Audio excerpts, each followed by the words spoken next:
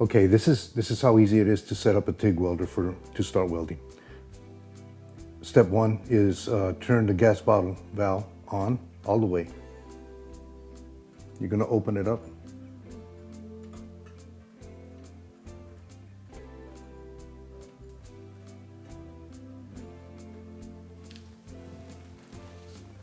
Step two, adjust your gas flow.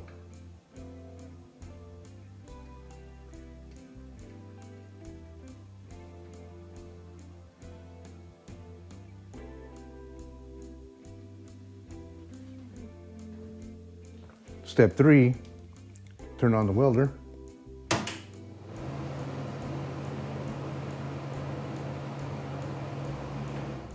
And then step four, you're going to adjust your amperage to depending on the thickness of the metal.